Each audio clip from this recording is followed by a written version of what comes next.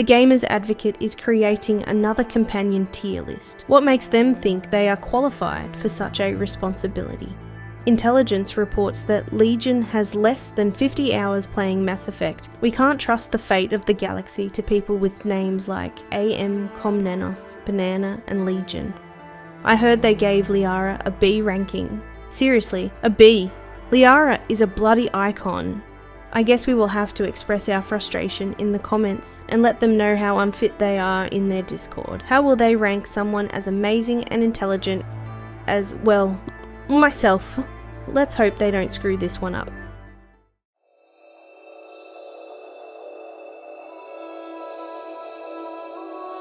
The writers, when they did that, had an alignment code for these companions. Mm-hmm. We just don't know what they are. I think Banana already told us what Commander Shepard's one was. Chaotic Horny. I don't know if that's Shepard's or just everyone who's played a BioWare game. So we've already discussed the Mass Effect 1 the companions in pretty good detail, I think. Now we're going to go into Mass Effect 2. And the first person you run into for Mass Effect 2 and does become your companion is Jacob. And Jacob is, unfortunately, he's a bit dry. You know, there's nothing too great about him. He does at least give us some information of how we got where we are, who we are, maybe what happened to our squad mates. I mean, he's definitely a Cerberus employee. It's not that he's pro-Cerberus. He doesn't agree with a lot of stuff that they've done, but at the same time, he went from Alliance to go to Cerberus, not because he wanted to make a difference. You really just kind of get the impression that he could advance more in a Cerberus uniform than he could have as an Alliance. So there's a lot to not really be to have too much alignment with Jacob, even when you know his full arc. I would suggest from my side, I get the impression that Jacob, and it's very similar to you, I get the impression Jacob is more of a company man than anything else. I get the impression that he knows who signs the checks, really, above all else. And that's not a very interesting character. There's nothing to grab onto. If there's passion, he doesn't show it. And I feel that this is just inherently quite dull. Sadly, he doesn't offer anything to get your hands into. Rex, even Liara, Tali, they always have something that's interesting about them. Something that when you have that first conversation, you already think, where's this going? Whereas Jacob, it feels just a bit like the guy in the office who doesn't really talk to anyone. He comes in, he does his job, he goes home. He's not that happy to be there. He's not that unhappy to be there. He's almost certainly not going to change employer anytime soon. That's Jacob to me. Yeah, I feel like Jacob falls into that category we kind of created when discussing Caden, of the jack of all trades, not so much in his combat role, but in his personality. He's pretty average. He's uninteresting because he kind of seems in control of his emotions. He doesn't have a great deal of passion in any one direction. He's just very much a kind of boring pragmatist who follows orders. And there's not a lot to latch on there. There's not a lot to dig into. You can learn more about him and his backstory through his loyalty mission, but even then, it's not a tremendously engaging story. I felt like there was something there in the loyalty mission. I felt like they weren't far off. They had the ingredients for an interesting story. They just didn't hit something. I don't know if it was the way it was played. I don't know if it was the performances. I couldn't really pick anything up, but it just didn't catch me. Whilst I kept thinking, you're so close. You're so close to giving me something. I think what happened there, and this is me looking at it from a writer's point of view, you have to make him not like his father. He can't be put into a image of like, my father may have had a point. Despite everything, all that being said, he helped them live longer by, giving them the food and making sacrifices and making sure that the officers were not fed the food that was going to make people deranged and unable to control their own minds. But then, they did manipulate the situation. And if Jacob was apologetic for that in any way, I think that almost might make a better character, because then you'd have to fight him on that. But you're never fighting him because he's always taking the road of, no, what my dad did was disgusting, and you agree. There's really no renegade option here. I mean, outside of just, killing his father.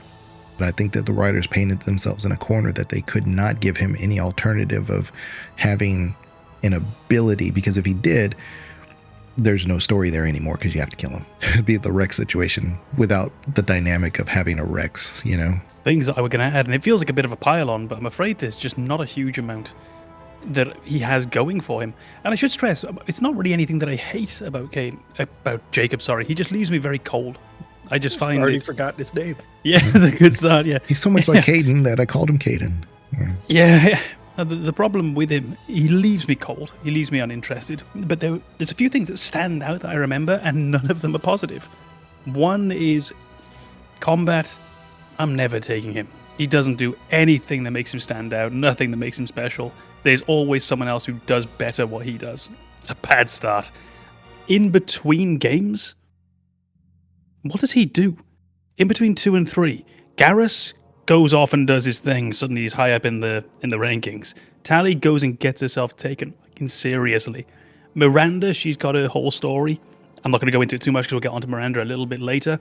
Thane's got a story. Jacob pisses off. Just goes on vacation, I think. Well, he becomes a security officer for a Cerberus science team that has decided to not be part of the Elusive Man's program anymore. But my point here is that he still continues to do the same thing he was doing. Yeah. He's just saying, you know what, I see the scientist side now. Well, wait a minute. We exposed everything for you. You couldn't make that decision back then? Yeah, there was no growth. If anything, he regresses. Mm-hmm. And the only other one is I feel like, and this stands out, he's the one pushing to go through the relay earlier in the game into. It's bad advice. He is the thing that sticks out for me is he offers you bad advice. So your bad advice, you're uninspiring, you don't grow, you don't change, and you're useless in combat. I will remind everybody that loves Tally, he did not need to make that comment saying, be sure to talk to our AI. He knows Quarians. He knows their history. What does he say?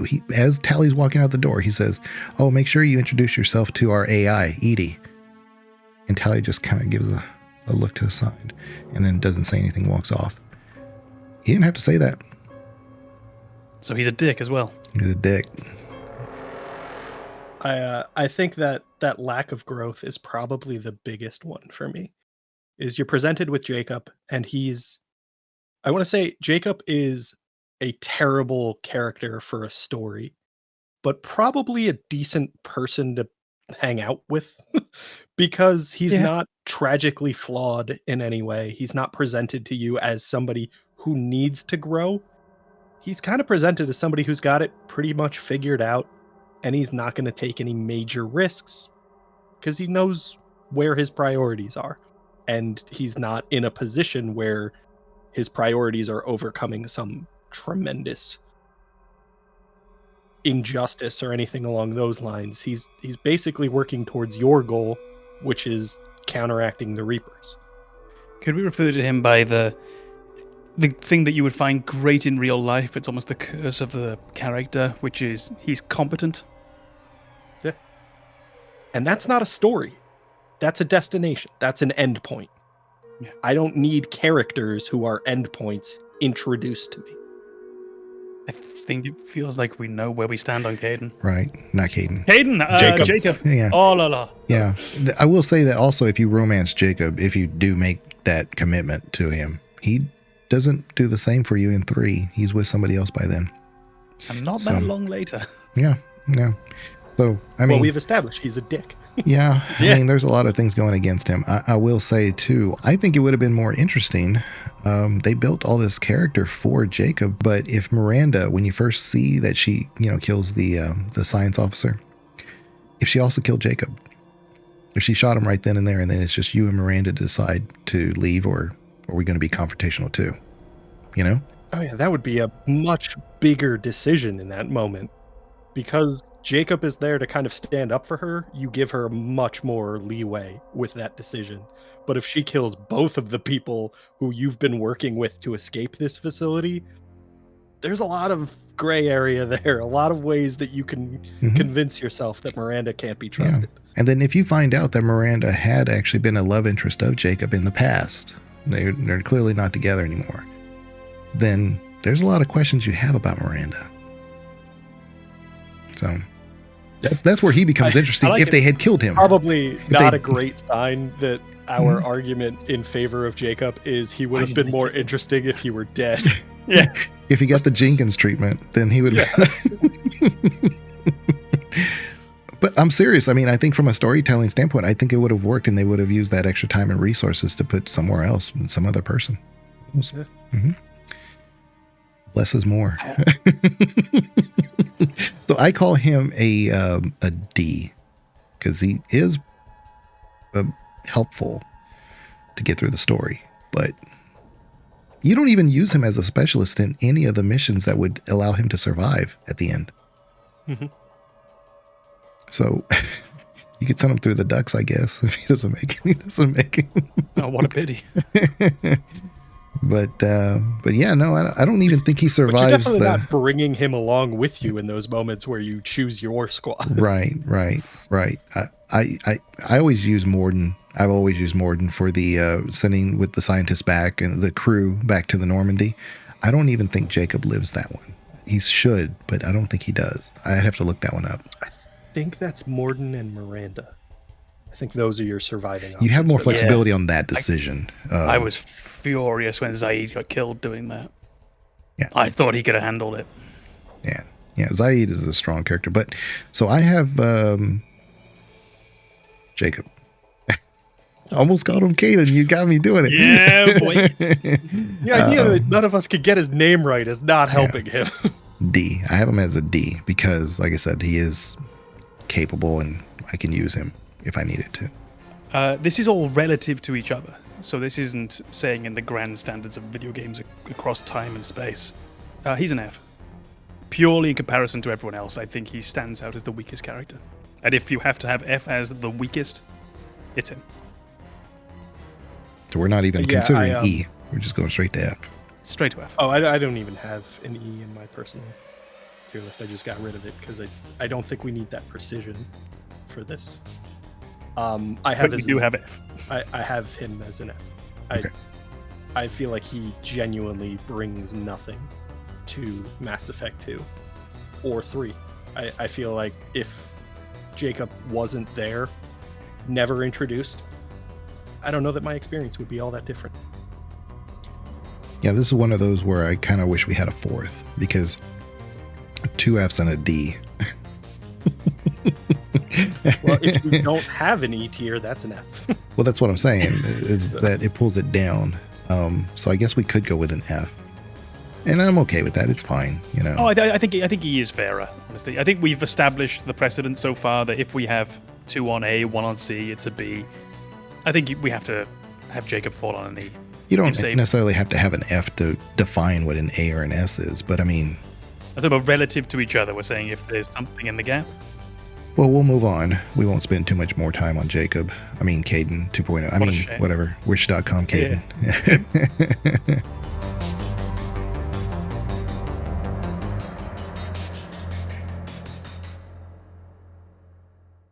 Miranda is the next person that you meet that's a true companion. Man, what can I say about Miranda? There's so much. Her presentation to you at the very beginning, you don't know what to make of her. She's clearly the one who's been spending the most amount of time and has of her own time to not just advance herself, but also to actually, she's committed to the project. There's no question about that. You get early on, you get the impression of who Miranda really is, because she wanted to install a behavior chip in Shepard, and the Elusive Man did not want anything to interfere with Shepard being Shep. So Miranda is definitely more on the controlling side, and she doesn't always react well when she doesn't have full control. She can work with it, obviously, but it's not her ability to be versatile. But that's what makes her interesting, because she becomes extremely versatile and capable on her own without needing the other resources like some of the other companions would. I really think that there's a lot there with Miranda that is pretty clear and apparent. When you dig a little bit further, she's even more interesting. So I definitely give her an A. I think she's a really great character. I was initially very underwhelmed in the first few minutes when you meet her. And the very first conversation that you have with her on board the Normandy, I remember having very much the opinion that she was going to slide down, pardon the extremely on-the-nose expression, that sort of Jacob's ladder. They were going to turn out to be very, very similar characters. Let's go with a very similar feel and arc, and I felt like they both had that cold demeanor to begin with. She had something a bit more going on beneath the surface, a bit more tetchy. Like, she was on edge, she was a bit closer to having an outburst of some kind, and you get to see a whole bunch of those as the game goes on. But the way that her facade cracks is beautiful, and I don't mean that as an attack on her, I mean the way she lets the walls down. She is this person made to be perfect, very literally. In that sense that I should dislike her in the way that I dislike Liara, or that aspect of her. For me, I think it turns out in her case to be very much a positive because of the way that she begins with this very stoic demeanor, very all business, and that just slides away. And you begin to see that she actually is flawed. And when you see, certainly emotionally, and when you see her family brought into the game as we go further and further, she really moves very highly up my list of characters that I like. And she will also get the added bonus that I use her a lot in combat. Particularly in late game Mass Effect 2, I always felt I could rely on her, so she would go really quite high up my rankings very quickly. I won't call her letter yet because I'm not quite sure, but she's nowhere near down in that lower half. Not even close. I want to disagree with you so much on your relationship between Liara and Miranda, because they are very, very similar characters. And Miranda has all of those advantages that you said Liara does. She's physiologically better than other people. And weirdly, you love Miranda for that. Yep. And hate Liara for it. Whereas I am the exact opposite, because I see all of those advantages that Liara has, and I also see Liara push those away and just choose her own path. Whereas with Miranda, she absolutely embraces those. She's bitter about the way she obtained them, but she's not going to forego her advantages because of the way they were obtained. And for that reason, I dislike her so much more than Liara. But she is a very interesting character because you're presented with that disconnect where she is genetically perfect and her personal life is so messed up that it doesn't really matter. She has all of these advantages, but she's also damaged, and that damage could overwhelm all of those advantages in a moment, which makes her tremendously interesting. So as much as I dislike her in terms of her personality, she's a very interesting character. And as you said, she's tremendously capable in combat. She is a critical element of making your way through Mass Effect 2. So for me, I have her in a B tier because she's very interesting. I don't like her, but she's also very capable. That's something that I would actually really be careful to clarify on as well from my perspective, is I think if I knew this person in real life, I would find them absolutely insufferable. I would want no part to do with them in any way. It's the exact opposite of Jacob. Yeah, Jacob would be fine. You're not going to have the best night out with him, but he's not going to go punch anyone. You know, it's going to be a quiet couple of drinks together. He'd probably have your back. You know, if I got into like a scuffle or something, he would probably like, hey, you know. Yeah. And you could imagine him being like the negotiator, the peacemaker if need be, and if not, he's there, he's got your back. Miranda, she's flipping tables before anyone even, you know, starts talking. But I think she's really looked at in an odd way sometimes. When I used to read more about Mass Effect, I often heard people describe her as this tragic character. I don't think she's tragic.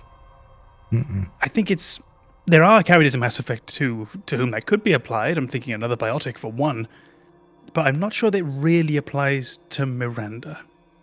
Her ability to, at the end of Mass Effect 2, she's seen everything.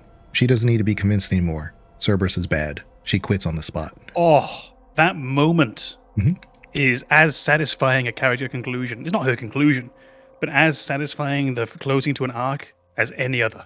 It's absolutely wonderful. Yeah. So she is already turning that page, and she does so very convincingly, and she doesn't need anybody to tell her that she's right or wrong. She's going to make her own decision anyway. So Shep meeting up with her again in 3 is a very interesting arc on its own, not because of just the storyline. They didn't need to give her a storyline, but they did because it actually lends more information about the bigger world in general, because her father was helping the elusive man create those artificial husks. You know, he's trying to recreate what the Reapers do. I just think that that kind of revelation where she finally recognizes Cerberus for what it is tremendously satisfying, but it's that satisfying of, I've spent years trying to convince somebody of something that I know is true, and for years they have adamantly defended it and ignored all of the evidence to the contrary. And when they finally do accept reality, it's almost not as satisfying as it could have been, because it was all there in front of them from the beginning and they chose not to see it. And now they don't have a choice, and that's the only way they were going to see it. Well, they have a choice. Jacob chose to still choose Cerberus. Yeah, but Jacob's an idiot. Yeah, we're not going to use him as the bar for where you should be. Jacob's personality is following orders. That's all he has going for him, is doing what he's told. Jacob is kind of that I do what I have to survive kind of person. Like, I'm just getting through. Miranda has these principles, and at the very beginning you're presented to her and she wants to control you. She wants to be in charge. And by the end, she realizes, I wanted to be in charge in an organization I no longer believe in.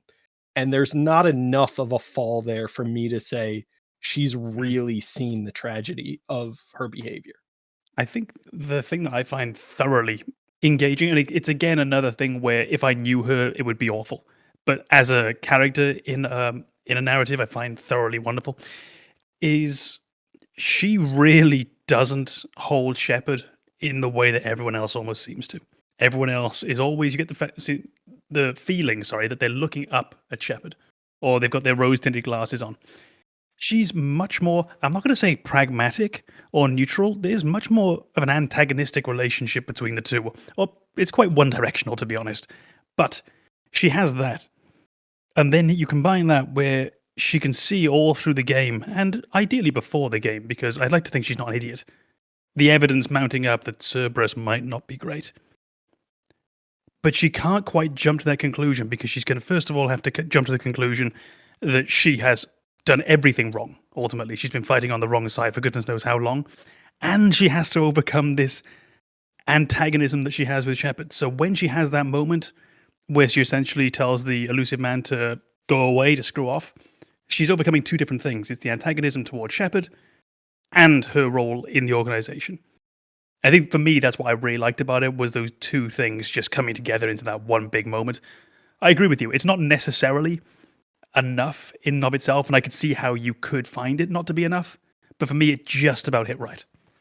I think if they had written her with like her romance arc being much more transformative, it would be a little different. But she sees you as an equal, whether you romance her or not. So, you know, if you're in the world doing Shepard things, I mean, she thinks of you as her equal. I mean, she's very self-confident. It's not a bad thing. I think one of my frustrations with the character, and I go back and forth on this tier list because we're evaluating them as a character, and characters have to be interesting, and interesting doesn't mean good. So if I don't like the character, that doesn't mean they're a bad character. It just means I don't like that person. So I kind of let my frustrations with Miranda color where she falls in this tier list, but she's very interesting. But one of the reasons that I so easily fall into that I don't like her frame of reference is when you meet Liara, she's in danger and you save her. And there's that little bit of reticence to say, what is his motivation? Why is he saving me? I'm not so naive that I think this is purely a heroic person. But she does recognize you as being a bit of a hero. When Miranda meets you, she is aware of everything you did in Mass Effect 1. She doesn't see you as a hero. She sees you as a tool to achieve her goals. And that is immediately a problem for me. Miranda is everything that you hate about the Asari, but she's a human. And I hate her. But she's tremendously interesting because of it. So as far as storytelling goes, she's spectacular. Yes, to be clear, my love of her character is not my love of her personality. Very much not. I think she's one of the ones who, at her worst, is borderline reprehensible. When she's at her worst, she can have a much better arc, she can come out much more satisfying, but her earliest days, I think it was you, Banana, who said about the control chip that they wanted. That was Legion. That's vile. That is another level of vile that goes beyond the Asari, which is already quite bad. The coercion that they have. This is literally on a biological, fundamental level, stealing who you are. And she didn't say that's wrong. It's that instant fundamental moral failing. Yeah, when she's at her worst, she's repulsive. This is really shocking because in this scenario, Banana's consistent. He is aliens, maybe first. Well, humans sometimes. Kama is definitely humans first, aliens second. I mean, because he's saying the same argument for the Asari or Liara, and yet Liara's down here and Miranda's up here. So I haven't told you my ranking yet. Okay, well, we're waiting. You've told us all of the data that led you to the conclusion without telling us the conclusion. Yup. It's not a huge reveal. All right, then I'll give you my letter. Miranda gets a B. Sounds about right. Yeah. Again, as a person, especially at the beginning, she gets an F. As she goes on, she really improves, but I think there's enough in her to be interesting. It's... Yeah, I don't have a huge amount of counter-arguments for her, but there's not much that pushes me into loving her character. Oh, yeah. She's well done, pretty much across the board. I found it... Yeah, I find her interesting, I don't find her fascinating. I find her well done, I don't think it's brilliant. Man, I give her an A because of I do think that she has a different arc depending on how you interact with her. Like, for instance, like if you do Romancer, you don't see that much in these characters. I mean, they're kind of one way or the other because you don't have a ton of romance options. Like Tally's the same Tally no matter what, which is a good thing because Tally by herself is fine. That's all I need. I don't need Tally to be different than what she is.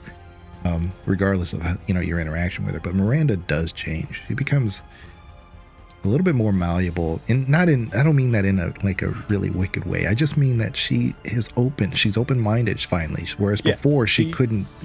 She embraces a small amount of doubt finally. Which someone like her who has her genetic profile and is used to overcoming everything without, she's been playing life on easy mode, not necessarily, yes, from a financial standpoint, but she's already shown that she's pulled away from that. Cerberus saw her talents and brought her in, so she's never been without, but she has been making her way through her own means.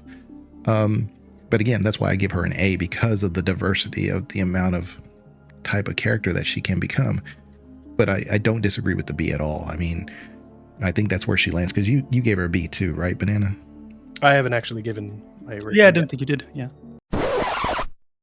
So for me, I have her in a B tier.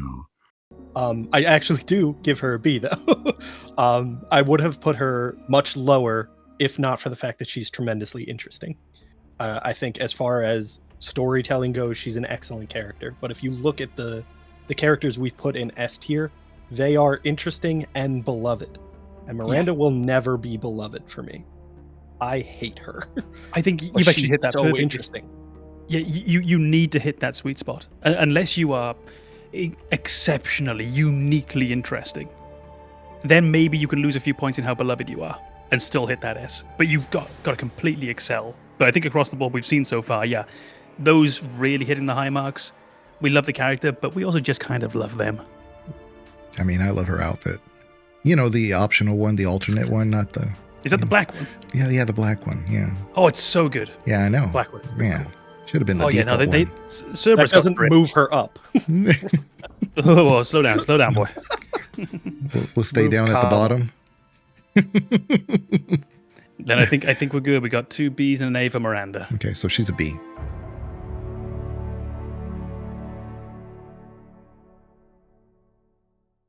All right, so we're going to move on, and it's a character I thoroughly enjoy. She's never in my party. I don't ever bring this character because of my builds that I do most of the time. So I'm talking about Kasumi. So I love Kasumi.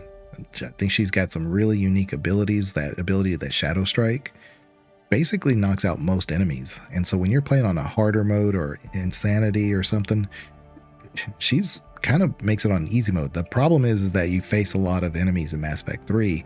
Mass Effect 2, and her Shadow Strike does nothing. So it really depends on the enemy. But if nothing else, it does stagger them, and you can kind of get ahead of the game, because she does hit hard. She's got a great story. Her own DLC is a great story. It's one of the best ones. You have to face a Donovan Hawk who attacks you in his own helicopter thing. And educates you on who stole the Mona Lisa. Oh, yeah. Which I can never remember from playthrough to playthrough, but I know that's the name of the person who stole the Mona Lisa. Yeah, Perugia. But but anyway, my point here is that I love Kasumi. I love everything about her. She's got a great story. You can't romance her, obviously, because of her. Part of her story is she's in mourning for her ex-spouse. Basically, she's still trying to. She's not looking for revenge. She's very level-headed. She's a true thief. I love her, but I can't use her because I play Infiltrator a lot. I play Engineer a lot. I can't. We kind of double down on the same abilities basically. With Kasumi, I think I want to give her a solid B, because I think she's great if you have the right build. Like if you're a soldier or something, you might give her an A, but I mean, the way I play it's got to be a B. I think Legion and I have a lot of similar tastes in the characters we choose to play. So Baldur's Gate, almost always a thief. I love that kind of stealth build, and for that reason I love Kasumi. I also think Kasumi's aesthetic is wonderful. The hood, the stealth, all of it just works. I think she's very well designed as a character. Her story is wonderful, and I think the fact that there isn't a romance option enhances the story, because you recognize where she is in her emotional state, and that she's never really going to move on from her partner. I think she is a tremendously well done character, but there's just not enough for her to be elevated to an S tier. So for me, she's an A, because I love everything about the character. And if you're stubborn, you can force her into your party when her abilities don't really enhance the party too much. And they're fun. They're just fun in combat. But I don't think she hits that S tier because you don't get enough. I think she has her story, she has her closure, and then she kind of falls away. I feel like I'm going to disappoint you because I'm not a fan of Kasumi at all. I think for me, there's one thing that I do very much like, so I'll go there first. I think she's incredibly useful, if anyone's ever tried, in the final battle of Mass Effect 2. She is outstanding. I don't think there's anyone better than her at that, which oddly enough, bearing in mind how damn near useless she is for most of the tasks that don't involve her being in the party, it's the perfect place for her. She's outstanding in that final battle. And I do love that attack, the Shadow Strike. It's just vicious. I don't think anything hits harder than that in the whole game, or if it does, I'll be surprised. It would be Warp with Shockwave, probably. Be the only other. Yeah. Yeah, combination. But yeah, there you go. So if we think of it in that very simplistic way, we need to put 2 attacks together to match what she can do on her own. Like that, she's astounding. The great problem I have with Kitsune is really twofold. I think part of it comes from Mass Effect 3, where she's in the Citadel DLC, and she comes across as a creep. It's distinctly unpleasant. So I don't like that. That really turns me off. And weirdly enough, if I remember correctly, and I could be wrong on this, but this is just my memory, so you can't really correct me. I think I never played Mass Effect 2 with her in before I had played Mass Effect 3 with the DLC. So my first impression of this person was just what a creep they are, which is obviously not a great start. And then she was really badly hurt over the course of Mass Effect 2 when I eventually got around to playing it.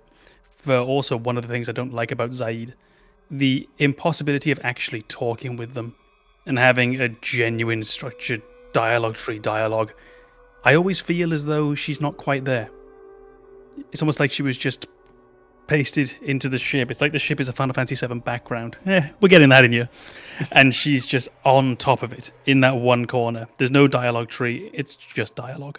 And I felt that really built distance between me and her character, as it did for Zaeed as well. It's just, I don't like that in a game where the dialogue tree system is so good.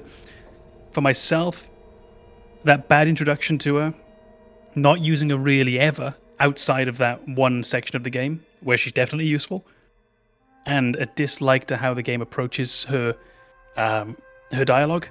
She's low for me. She's around a D at the moment. Okay. Yeah, I think Com is referring to like at the party where she just kind of shows up in places. Oh, she's kind of introduced in that way as well, as she is flexing that she knows things about you that you don't share. She's showing off that she has that stealth, she has that infiltration ability to find information you don't want made public. I get that in certain contexts can be very, very unsettling and problematic, and creepy is definitely a word that comes into that frame. But for me, I think it's kind of the attempt to showcase her specialty. This is what she's good at. And if you didn't have a need for that ability, it would be terrifying. But you have a need for it, and you're going there to recruit her. So her showing off the reasons why you want her didn't really rub me the wrong way, but I can imagine if I were introduced to it in the Citadel DLC as my starting point, I'd be like, ew, I don't like this. Well, it reminds me of someone who's unobjectively a bad guy, which is the character of Translucent from The Boys. That weird creep who's just violating all kinds of personal space. It's just that. And especially in the Citadel DLC, where I found it so off-putting. And it's a bit hypocritical, because Liara's whole thing is knowing a bunch of stuff about you that you don't want the world knowing. We're just talking about different ways of dealing with it.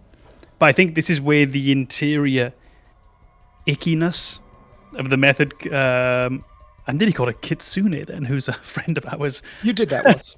Did I? Ha ha! What's her name again? I wrote it down. Hold on. Kitsune, just for clarification, not a creep. Yes, not a creep.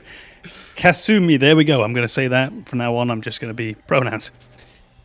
The ickiness that's within my system for just the method that they use, it's icky.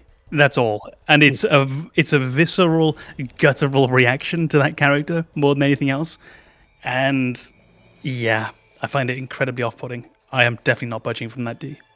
I think if I were presented with her in that way, to say, hey, she's a problem, and then go back and play a game with her as an ally, it's like, What wasn't she invisible in the bathroom with me? No, I'm good. I'm good. I think we overall average a C, right? Because you said A, Banana? I did. Yeah, and I said B. And Com said D. Yeah, so it's like C. A high C, possibly even a B. Mm. Yeah, so we'll say C.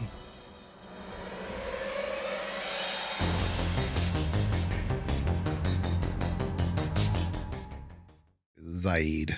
you get him early on, and I actually use him quite a bit in Mass Effect 2 because he's kind of like that Ash character. Not as good, not as versatile, but he's like that Ash character for me because he's a warrior. But you also get Grunt, and we haven't gotten to Grunt yet, but why would I want to use Zaeed when I have Grunt? Why not both? So as an infiltrator, it actually kind of works. I don't have to work with biotics if I'm on insanity. I just need to survive. Having a combination of Zaeed and Grunt with me, it's a pretty good combination, to be honest. Zaeed just hits hard, and so story-wise, he's the only one that's a true renegade playthrough, and you do have a Paragon option now, and it's easier to access it now in the Legendary Edition. If I use him quite often, because you meet him early and you're able to access his abilities, if you're going to get Garrus, you're going to get Mordin. I'm probably going to use Zaeed because he's just so tanky. I would probably give him a C, though, after all that, because he's got no real story beyond that. I really, really like Zaeed. I'm quite a fan. I can go through sort of a few points. I've just noted them down whilst we were talking. Genuinely quite chaotic. I like that. And there's something about Zaeed that for me fits perfectly into Mass Effect 2. I don't think he'd have fit in Mass Effect 1 as his character. Everyone on board is a little too much goody two-shoes for that. But Zaeed, his manner, I think it fits perfectly into Mass Effect 2. It's such a shame he wasn't a base character. For me, that idea of going around recruiting this disparate, weird group of people, some of them good, some of them bad, and having them all try and come and fit together, he's almost the best embodiment of that. So for him to be DLC was such a shame, because there are people who will have played this game without having actually Zaeed in the party, which is for me, that's a real letdown. I think his side mission, his loyalty, is very good. One of my real favorites. There's some beautiful moments in it, and I didn't know that about the option becoming a little easier now with the Paragon check. That's interesting. It might make it feel a bit more approachable.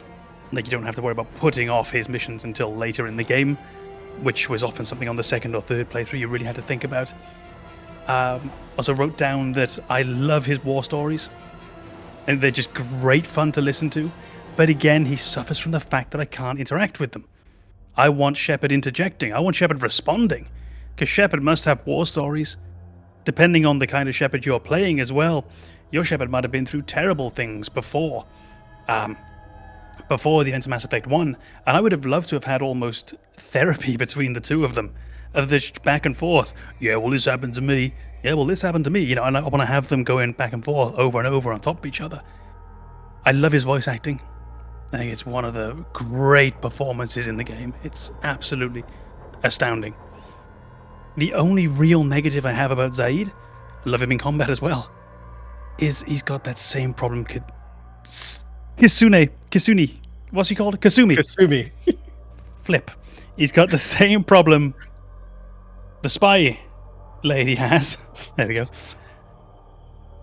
He doesn't feel 100% integrated into the game. He feels a little bit like he was thrown on top of it, added in, which he was.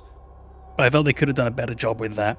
So he always, and this is such an arbitrary thing for him to lose points on, he never quite feels like a part of the game for me. So despite everything that I love about him, I've got him somewhere around a C right now. His lore is locked behind a lot of conversations throughout the world. So if you go do the Garrus mission, for instance, and you bring him, which a lot of people don't. A lot of people will take Jacob and Miranda for whatever reason. Hey, play how you want to play. But if you do take Zaeed with you, you'll find out he was the original leader of the Blue Suns. You don't know that unless you have that conversation, because he recognizes the people, the officers in the room. They recognize him as, Zaeed, you son of a bitch, what you doing here? And he's like, how'd you get into this mess? You know you're fighting a losing battle. I mean, it's clearly banter. They know each other. But yeah, he was the original founder of the Blue Suns. It's pretty interesting. Did you hear Banana, by the way? That wonderful Legion saying, play the game however you want, very much with a tone that didn't say, play the game how you want. Oh, yeah. Play it however you want. I don't care what you do. I've heard that for years at this point. I'm not a fan of Zaeed. He doesn't work for me. I think it is because I'm that boring Paragon. in every playthrough. Yeah. And Zaeed forces you to not be a paragon. There is a stubbornness, and it's showcased in that original version of his loyalty mission, where you have to be an incredible paragon to convince him. That's not really an option in a blind playthrough. You don't know to prepare that much. So you end up either abandoning him or choosing an option that doesn't suit you. And I hated that because, again, my gameplay is always that power fantasy where I want to do what I know is right and still save everybody. And Zaeed is the proof that that's not an option. And it's real. That's life. That's how it works. But it undermines my fantasy. And for that reason, I don't like him. But he is, again, a tremendously interesting character. He's very engaging, and as Com said, the voice acting is spectacular. He's wonderful in that role.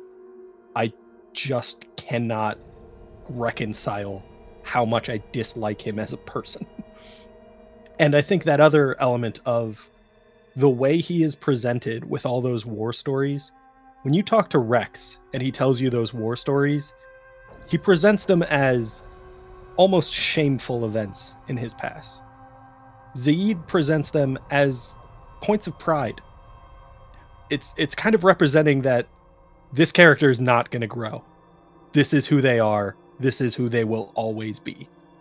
And also suggests that possibly this character is embellishing because they want you to think they're a badass. They want you to think they're the most dangerous person in the room, even knowing what you're capable of. He wants you to be a little bit scared of him. And for that reason, I just cannot give Zaeed, I think, really a fair chance. I think I immediately push him away because of who I am. And for that reason, I have him at D. I think you really hit two really interesting things, which was the idea of the repercussions if you go on his mission too early back in the old days, and you might have to do something you don't want to. Yes, that's life, but it's not this game. I think that moment, it almost doesn't chime with Mass Effect. Mass Effect has repercussions to your actions, but they're not that big, generally. The Witcher does. In The Witcher, I feel that would be so much more accepted within the universe. I've got to go on this mission, and unless I'm very lucky, I've got to make this sort of devil's choice between these two things, and I don't want to do either. And it feels right. Shepard, it feels like there's almost always a way out. And he's always going to find, or she's always going to find a way to just make things work. So yeah, it almost takes you away from, like you said, that power fantasy, which I agree with you on. And the other thing was just when you were talking about his war stories and how he's embellishing what he did. It wasn't quite the point that you were getting at, but it was something else that you kind of drew me to. He's Jacob. He's already knows who he is. He's self-assured. He's confident, within reason. It's like his growth has already taken place off camera. And we already have the finished product. And it's just the fact that he's a bit more charming and a bit more cocky and a bit more headstrong that stops us making that direct comparison, I think, between him and Jacob. Where Jacob became quite a dull person. Zaeed at least is interesting. And I was just thinking it's oddly a bit hypocritical of myself that I actually quite like him. As I've shown, I am a complete hypocrite. I think that's it. Is Jacob is presented to you complete and flawless. Zaeed is presented to you complete and flawed. It makes him more interesting.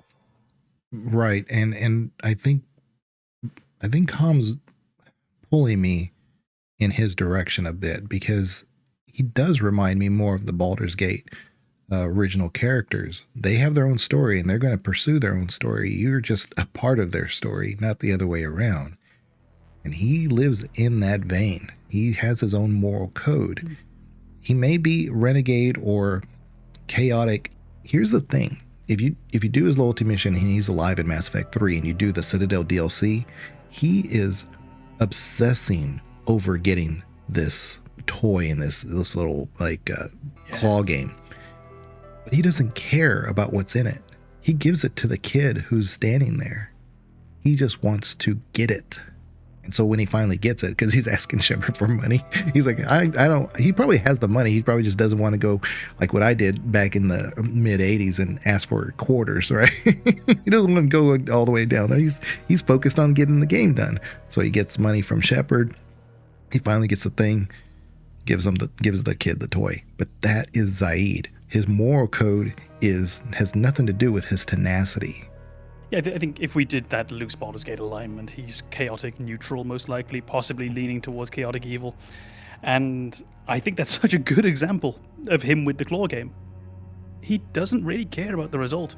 He is just entirely focused on winning the game. And when you look at his life story and what he is, he lived his entire life on, well, most of his life on mercenary contracts, where if he doesn't go and get the job done, he doesn't get paid, he doesn't eat. And he's probably not going to make the next contract. And you're just seeing this little microcosm of his character framed in the delightful context of him playing a crane game. He goes into missions where there's probably his life is endangered at every single one of them. Yeah, that may be true for some of the other ones, but he knows that. I mean, there is a distinct, he's going up against armed people who are told to shoot on sight. And so he has all those war stories that are like when he like took down a Turian frigate, and things like that. Yeah.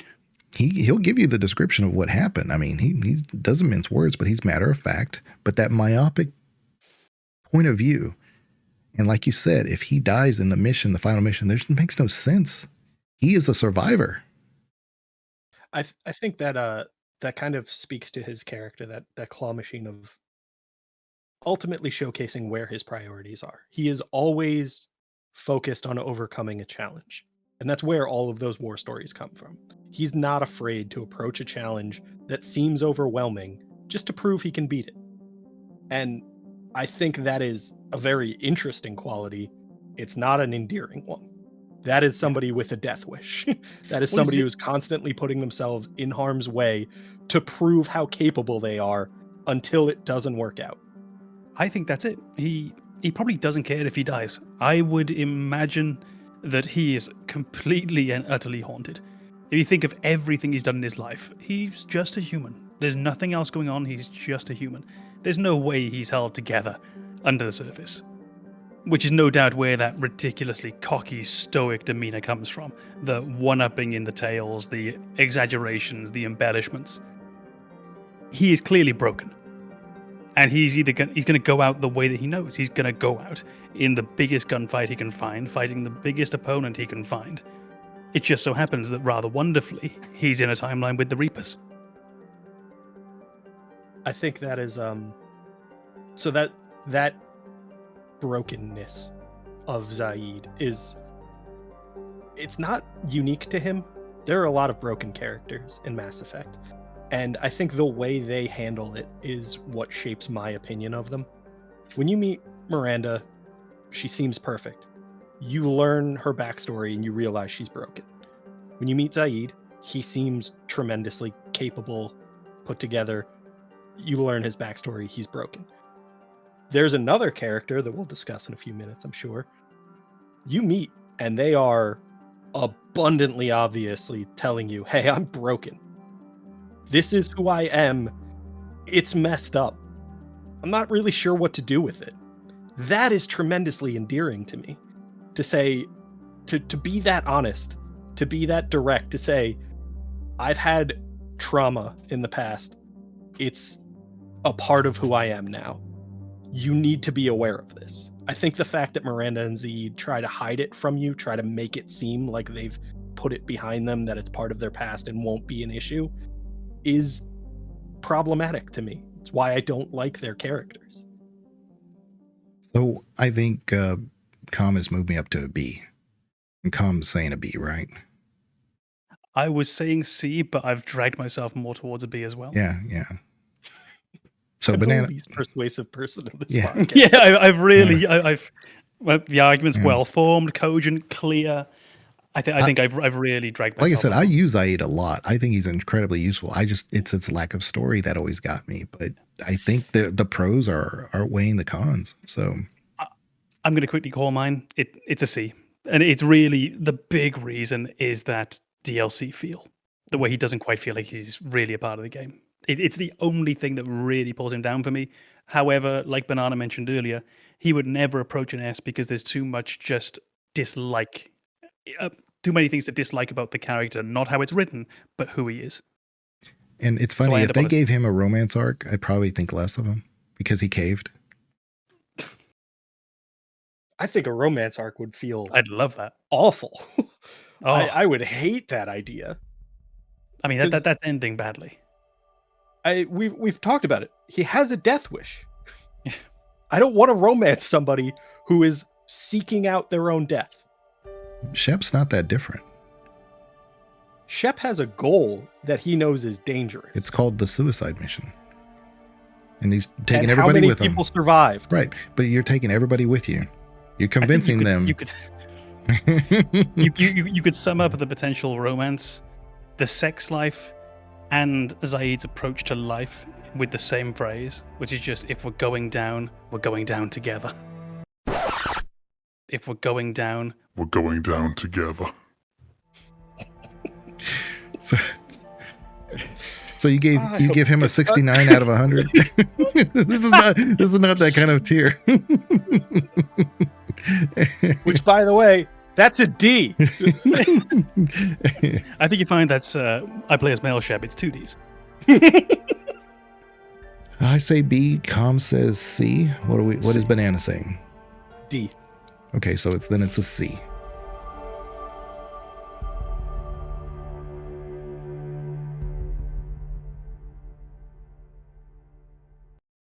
Since we've already covered Garrus, and we're not going to cover him again, you go to Omega, you get Garrus there, and you run into Arya. The other person that you can collect while you're there, you probably going to be most people's first companion mission, probably going to be Mordin, because you're advised to go get him first by the elusive man. Arya kind of alludes to that would be a good idea. Can I have a Mordin moment? I'm gonna give Mordin an F. What an F.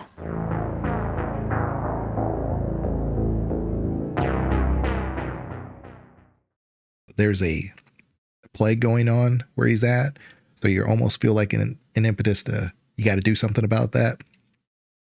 His mission's just easier. Yeah, like it seems like something that really needs to be done first. I mean, that plague you don't know anything, so as far as you know, it could get out. Well, then you find out, of course, that it's being quarantined and whatnot, and then humans are not affected. So actually, it's a really interesting, because if you go get Garrus first, everybody you have up to this point are all human, except for Garrus. So you actually, like I said, there's a lot of signs that say, go do this one first. But if you do bring Garrus, he has a little comment like, well, I'll follow you.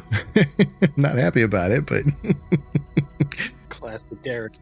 but yeah, classic Garrus. But that's kind of what my point here is, that it's affecting only humans. And by then, like I said, the story's trying to guide you to go get Mordin first, because your first party should just be all humans, either Jacob and Zaeed or Miranda. But yeah, Mordin is really great character. He Solarian STG former person who's been adapting the genophage. I think a lot of people get him confused with the person who came up with the genophage, but the Solarians don't live that long. So he's been the person who's been helping adapt the genophage to make, because over time the Krogan do develop an immunity through their own genetics. So they've had to recode the genophage. But yeah, he's very capable. He's definitely highly intelligent. He's pretty adaptable despite being very analytical. Sometimes you get characters that are very analytical, but they're not flexible. They don't have that out of the box thinking. He's always out of the box thinking. It's kind of his thing. But anyway, I would probably give him an A. He's just immensely versatile. I love his Incinerate and his Cryoblast. He's always a tech combo explosion ready to happen. He's not particularly squishy, and he aims well. He's got either the pistol or the SMG. Yeah, I definitely have him as an A tier. There's very few missions I could say that he hurts me. I think he might be my one unquestionable S tier. I made a mistake. I'm gonna give Mordin an S. I am a huge fan of the character of Mordin Solus. He's probably the one I find the most interesting. I find him endearing in some ways. I think he's another one who I might not like them if I met them, but I find him compelling enough that it completely counteracts that as a character. I think he goes through one of the most interesting arcs in the entire game. I think that wonderful thing where he never compromises who he is. I don't think Solarians live long enough to compromise who they are. By the time that their moral foundation is laid down, they grow, they do what they're supposed to do, and then they die.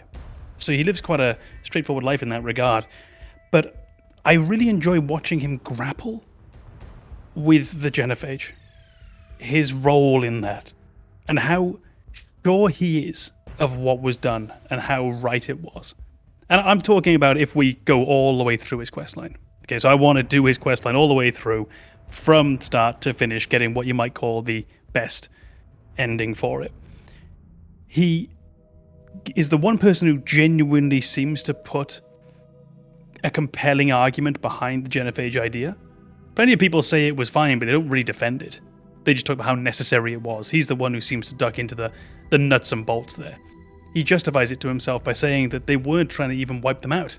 They did look for this middle ground that would allow the Krogan to live on, but would stop them either they go extinct or everyone else goes extinct. He saw it as this necessity. And you see that he doesn't really compromise himself as a person or his values. He just evolves over time from being with you, likely with Grunt, the purest of the Krogan in many ways, and then with Rex as well. And he comes organically. It never felt strange to me that he changed his mind. And it felt really true to who he was. So you've got a full, complete, and compelling character arc that felt true to who the character actually was. You saw how they started where they did. You see how they ended where they did. And they did something about it. It wasn't just some Pyrrhic victory where he realized, oh yeah, that was probably not a good idea. No, he got to the end and he undoes what he did. Again, depending on what we take him, but that's my canon. He undid what he'd done and decided to let the universe and life work itself out because he had this newfound faith in this other species. I just find him infinitely compelling. And when you think about his character quirks, like his scientist Solarian song, it's so good. And add to that he's just pretty damn good in a fight, which I didn't think. I think the first playthrough I probably never used him because he looks squishy. But like you mentioned, he is a tech combo just waiting to happen.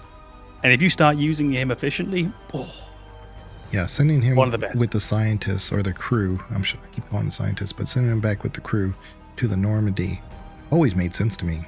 Like, why would I not send the STG agent? He always makes it just fine. Yes. Oh, yeah. So for me, he's right up there in S right now. Yeah, I'll be honest about my biases right away. I think of myself as a scientist.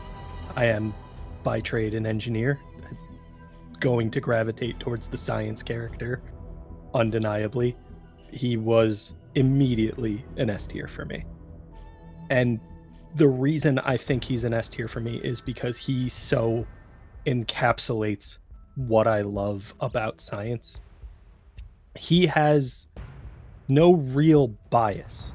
He approaches every situation with, admittedly, the perspective of Solarians, but he's not concerned with the impact it has on Solarians. He's concerned with the impact it has on everyone. And he is absolutely willing to revert his previous conclusions based on new information. That's what makes science work. That's why scientists are constantly looking for new information. And Mordin is the embodiment of that. And the arc he goes through with the genophage is the perfect example of that. He was convinced that it was necessary to curb the Krogan population, to control it, not eradicate it, for the protection of everyone. And as he learns more about the race that the Krogans kind of have become, because they're not the same Krogans that were causing the genophage to be considered.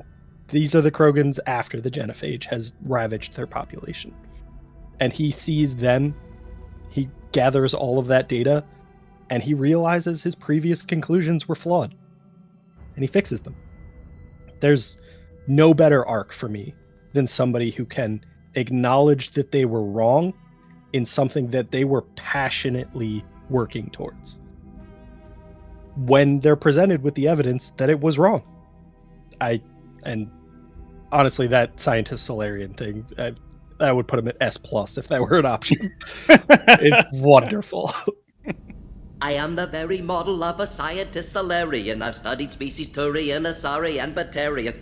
I'm quite good at genetics as a subset of biology because I am an expert, which I know is a tautology. My xenoscience studies range from urban to agrarian. I am the very model of a scientist Solarian.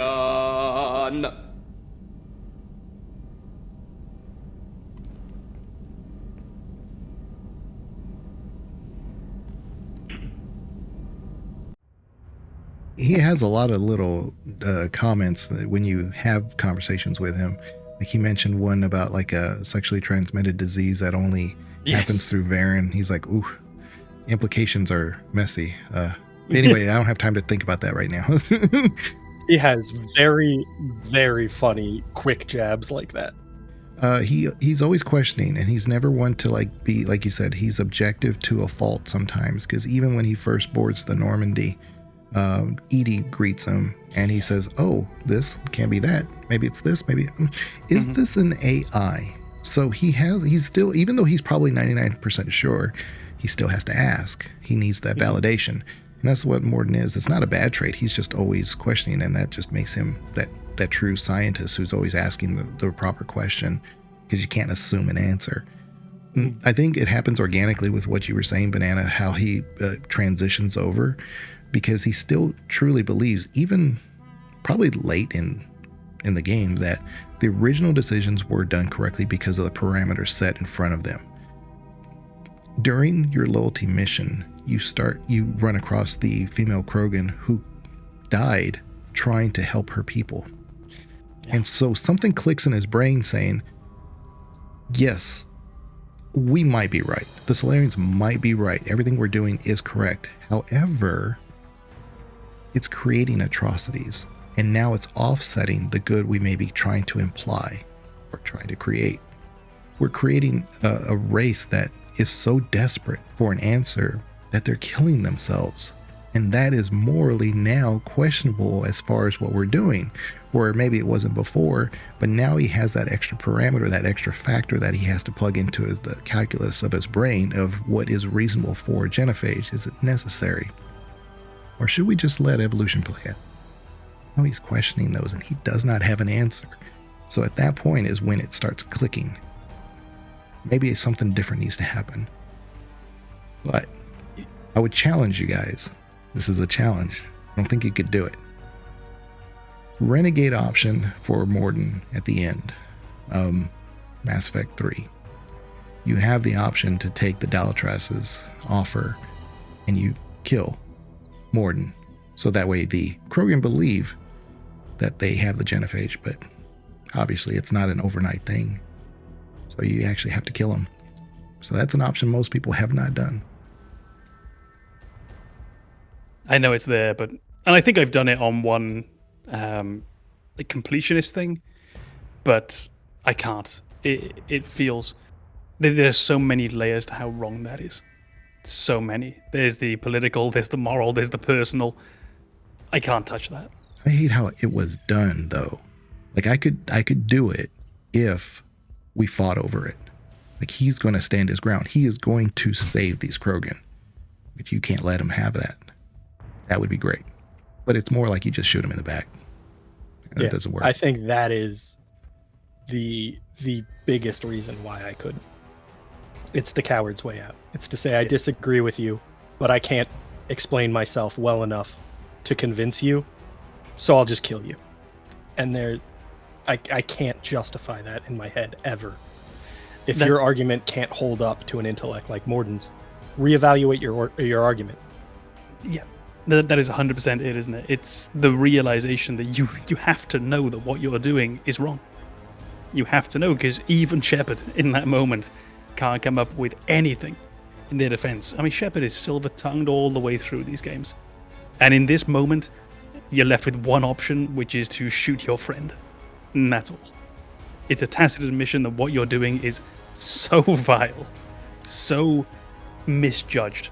Yeah, it sounds like the worst possible solution, but think about the real world consequences of it. You didn't have the guarantee of the Dalatrass that the Solarians would help. By doing this, you're able to secure their help, and by default, the Krogan, because they do believe that you've helped them. I think that's one of those things that we've talked about my frustrations with before, is reality versus the perception of reality. I don't give a shit what people think. I give a shit what's true.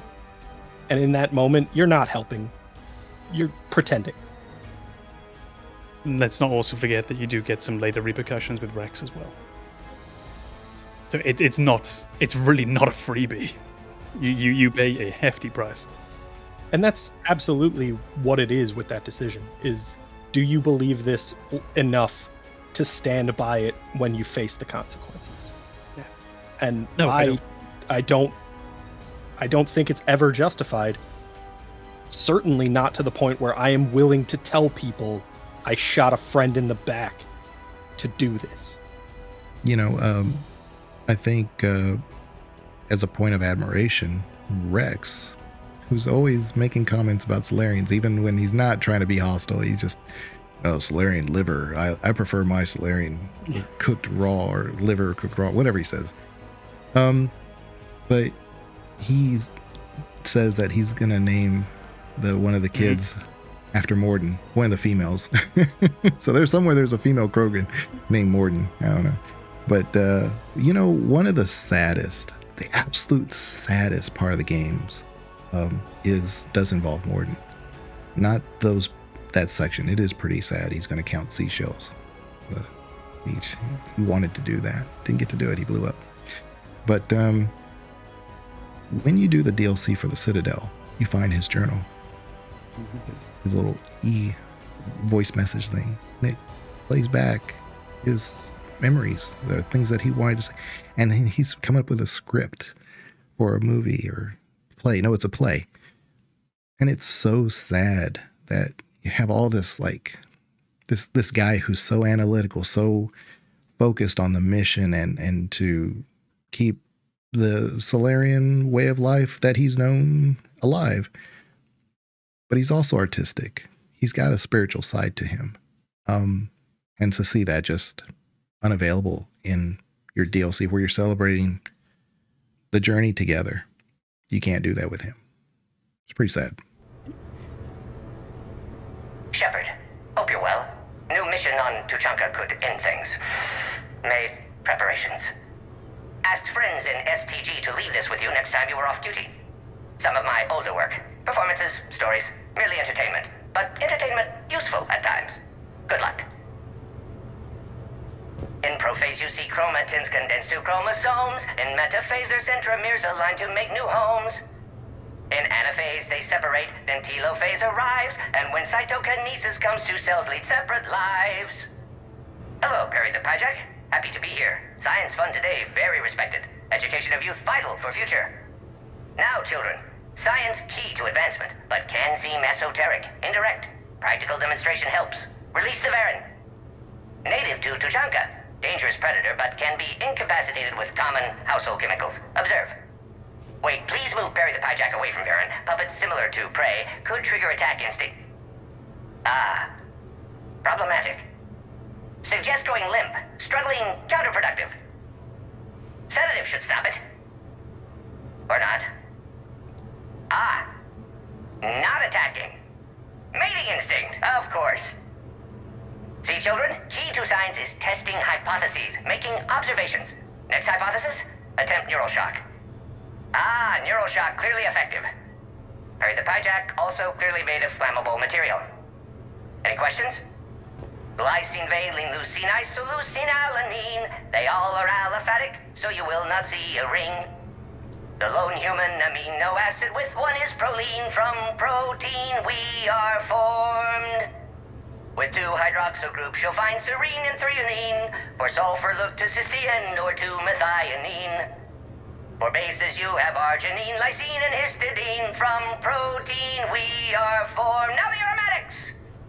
Tryptophan and tyrosine and phenylalanine. Aspartic and glutamic are both acids as we've seen. Or amide C, asparagine, and also glutamine. From protein we are formed. Omega. Sky was color of VidCam tuned to a dead Vorcha. Business so bad that if Volus would have sold my suit. Then troubled Doppler shifted Deepasari blue as it came through my door. Likely Elcor father. High gravity adapted in all right places.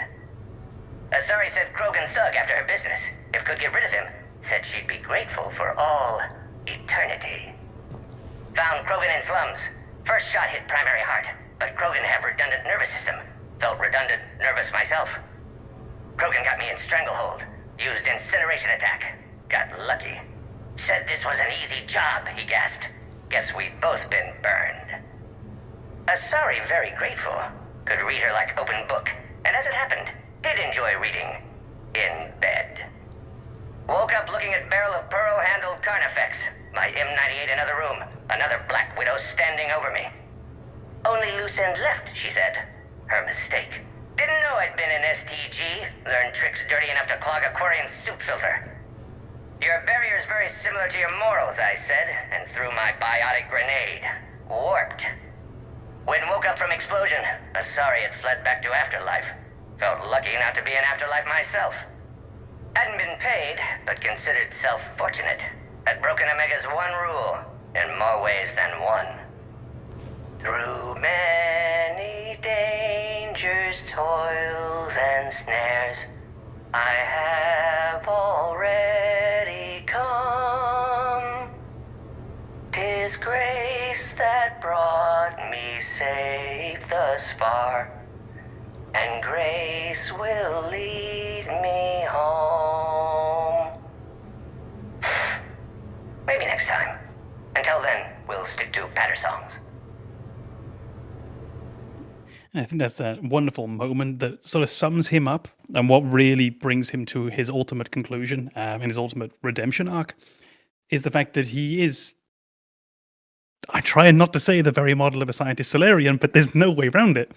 He is the very model of a scientist Solarian, but he also has that soul as well. And you hear it in that very, very fun rendition of the song. And then you see it personified by him adding in this moral aspect to his argument about the genophage.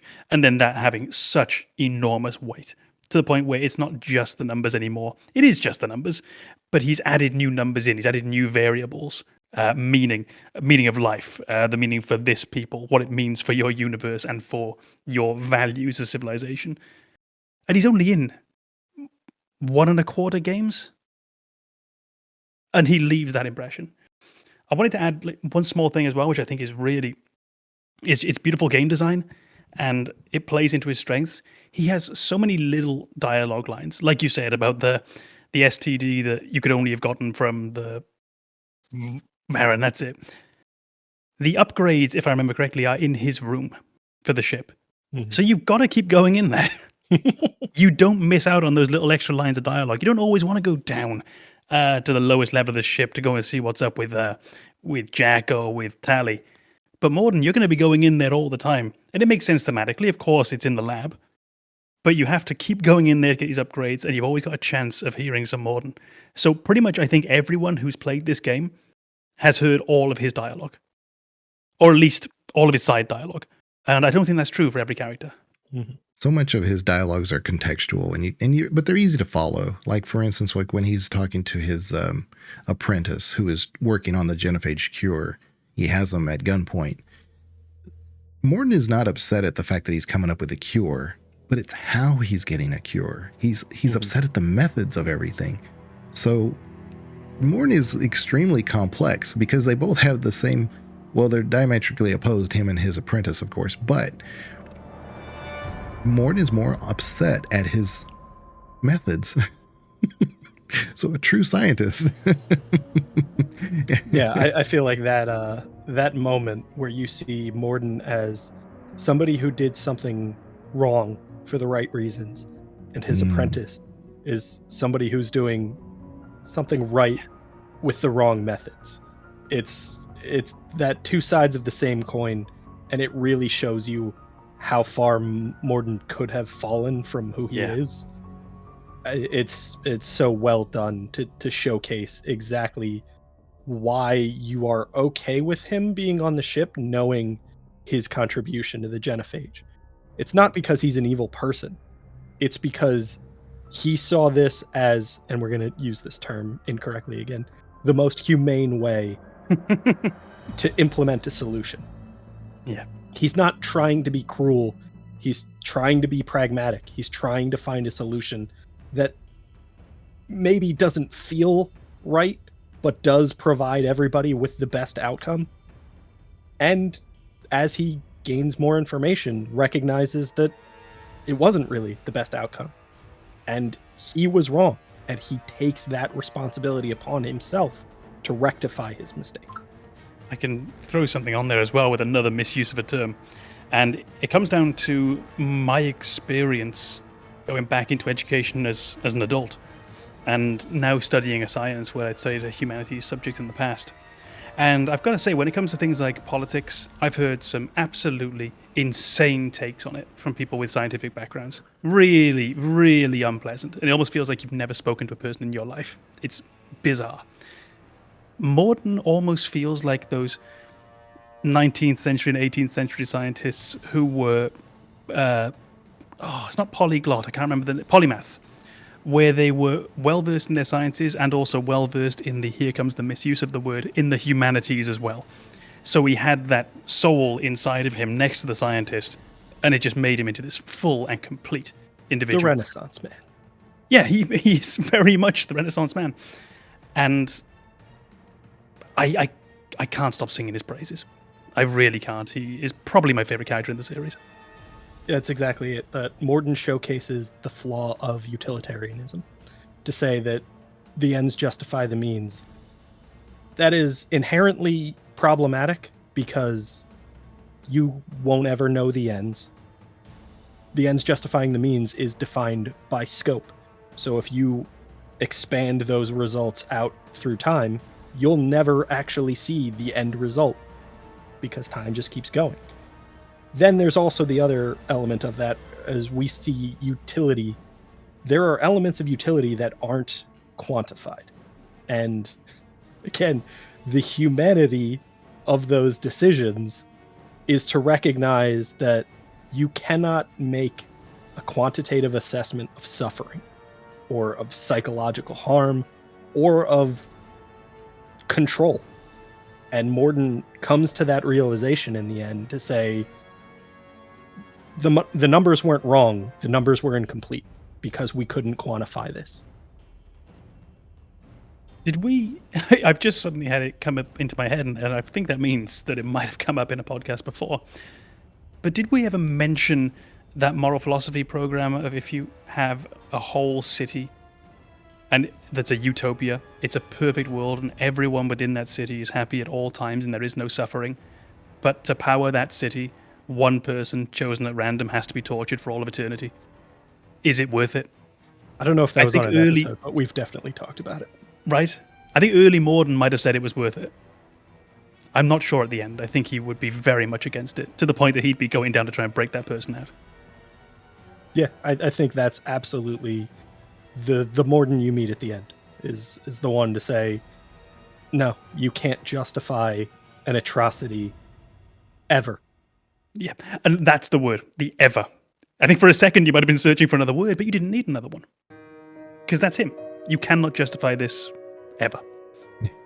You know, one thing, he also criticizes Kirihee, not in a bad way. He says he's always throwing up those lines as, hold the line, hold the line. Yes, but, not a Toto fan. Yeah. So, you know, but he's it's interesting because he's coming at it not just to criticize Kirihee, but he's saying that's how Solarians think. They're very myopic with a lot of things, And he doesn't always gravitate to that. He's always like, there may be 20 different options. You have to explore all 20 different options. Taking the first option you have might get the results done, but is there a better way to do it? And so he's always got that, regardless of his, because he's always, I always think if we're talking about alignment, I don't mean to bring that up. I think that would be a great other podcast, but he is a chaotic neutral. We kind of like put. I almost feel like he starts off as neutral. A true neutral. Straight up A true neutral. Yeah. Yeah, Yeah, whatever that's called. I think initially he is kind of the ultimate pragmatist. And he progresses to what I would consider more chaotic good. To say I like that. The idea is that I don't so much care about value to me in my decisions as much as general value, and there are certain lines I am no longer willing to cross because ultimately it is still value. He's just saying I now have a colossal figure on one side of this equation that's outweighing everything, and that is atrocity. And I will never find a factor that equates those two. It will always be imbalanced. Well, he does gun down those Blue Sun mercenaries while he's at the clinic. He doesn't give them any justice. He just takes them out. And I could argue that it was the right decision. But that's why I don't put him in the good category. He does things sometimes, and his history has shown he's capable of pretty bad things and not even blinking from it. But this is what we're saying, is he goes through genuine character evolution to the point where there is a moment, presumably, where that is no longer acceptable. No, I think he would still gun down people that are coming into the clinic. I don't think that would ever change in any part of his progression of... I don't know. I could imagine with you. I just don't know. But I think that is a matter of perspective. To say, we see that as neutral because he's killing people. He's doing something awful. I feel like the way, and this is going to be a bit of a cop-out answer, I feel like in Mordin's mind, he's still doing good. Because I've said he can't justify an atrocity, he has presented these people with the option. They know what they're getting themselves into. They know they are attacking a facility that is helping people. And as much as he is, in his mind, a good person, there is that threshold where tolerating evil from others is not good. It's inherently evil by itself. And for him to, I would say, kind of adopt the responsibility to bear the burden of doing something evil, in his mind, is good. I'll deal with the consequences of this because I have the power to make sure no one else does.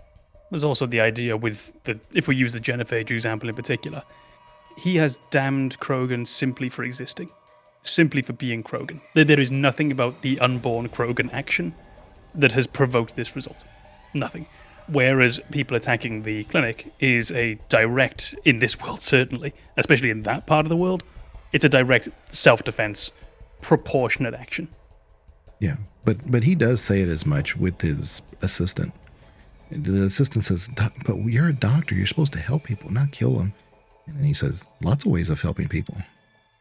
Yeah, and I think this is what we're addressing about the idea of his character developing. That is very much who he is at the start. I think at the end he would probably still do it, but his reasoning wouldn't be probably quite as cold. And it would likely be very much informed by the self-defense principle. I don't know. I mean, what if a Solarian or the Dalatros showed up right before the elevator? I think he guns her down.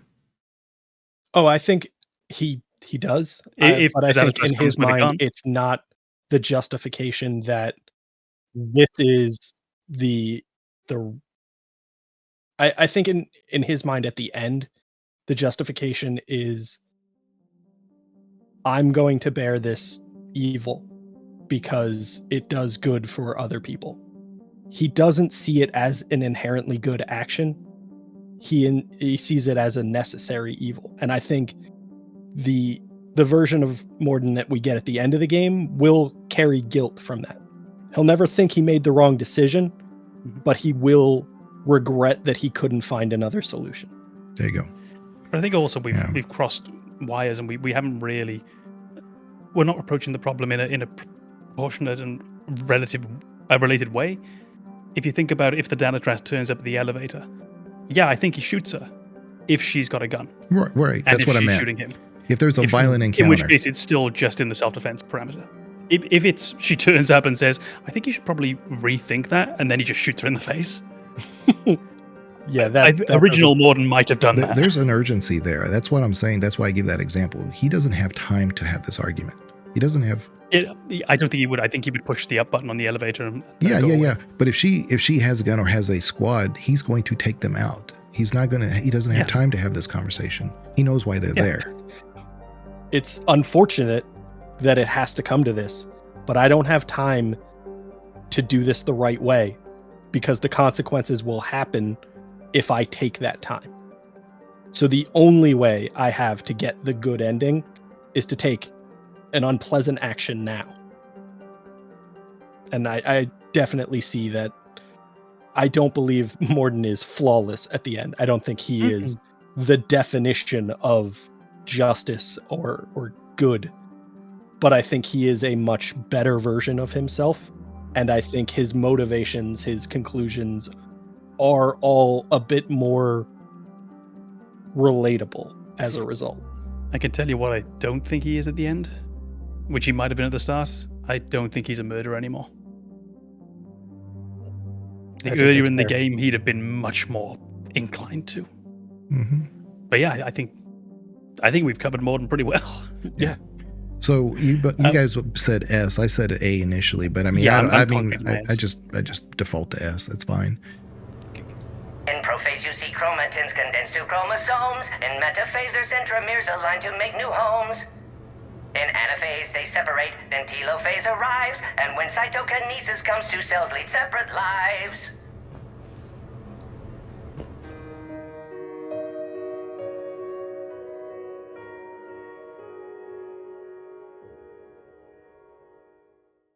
Well, unfortunately, the Gamers Advocate dropped the ball and only gave me a B. Express your disgust with them in the comments and be sure to join the Discord and prevent further atrocities from happening in the future. At least they gave Jacob a bloody F. Thank you for watching, and we hope to see you next time.